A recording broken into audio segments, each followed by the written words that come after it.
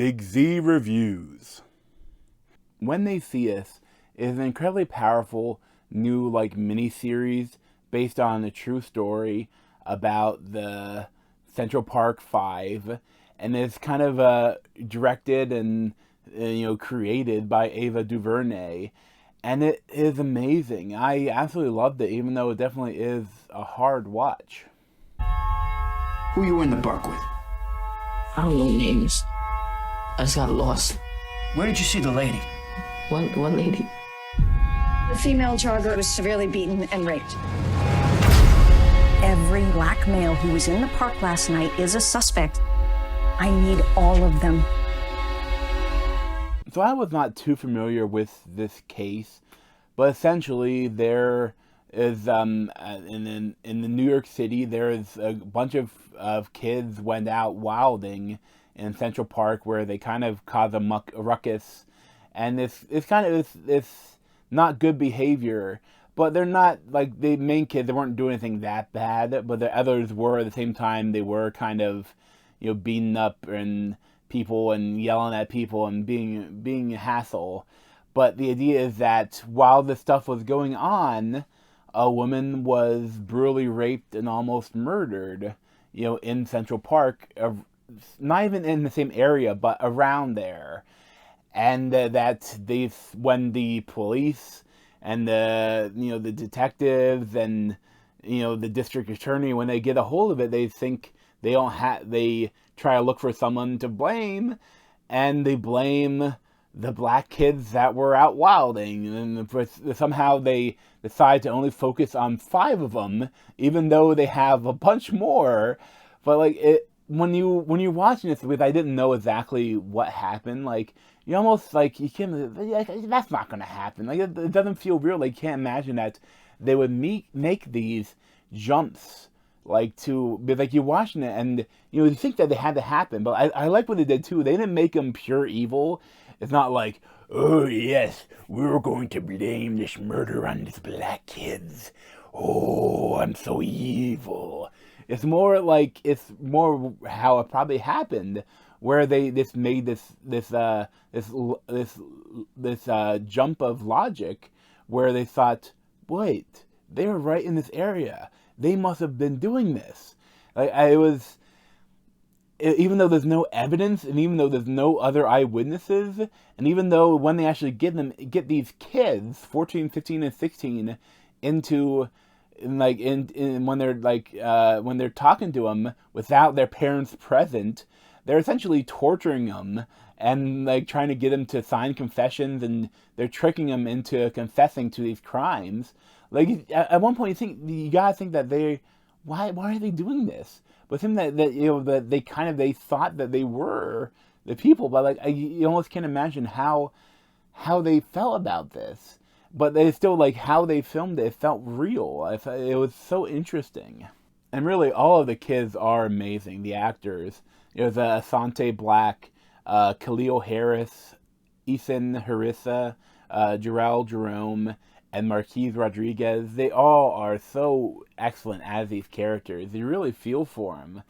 And even though when you get so upset at them for actually confessing, but you don't realize that they're young kids. And they've been up for 48 hours. They've been tortured by the police essentially to confess. And then when the trial actually comes in the next episode, watching it, I didn't know exactly what happened, but I figured that, well, they can't actually convict them. There's no evidence. They have zero physical evidence, and the actual evidence they do have points to someone else doing it. So how could they actually convict these boys of doing this? And they do. And it's oh, huh, interesting. I guess that's what's really happened. And when they show, they don't just show that, they show a lot of what they went through in the juvie and jail, and then as adults, what it's like to come back home when you're when everyone painted you as these psychopathic rapists and almost murderers.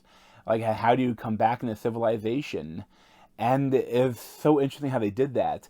But definitely the most powerful episode is number 4, and that's with Jarrell Jerome as Corey Wise, because it's almost slightly disappointing with the other kids, where because they're younger, they had to have, when they have the older version of themselves, they had to get new actors, and the new actors they're fine, they're good, but it's because they don't quite look like the kids. Like it's not, it's kind of like it's a moment of like it brought me out of it, because it's like that's not obviously not the same person grown up, but they wait, what can he do? But the one that Jarrell Jerome, he played the oldest of the kids, and he was the kid that he wasn't even like involved at all. He wasn't even the suspect, but he was actually what came there to support his friend, and they pulled him into it, and they beat him up and convinced him to confess. And then because he was older, he went straight into jail, into like adult jail, and it was brutal for him. But like, and the acting here, I think he really deserved an Emmy, because he is amazing here. Like there's so much he has to do, and he really does it all. It's like that character in jail is to prevent himself from being killed by the other prisoner, because he's such a they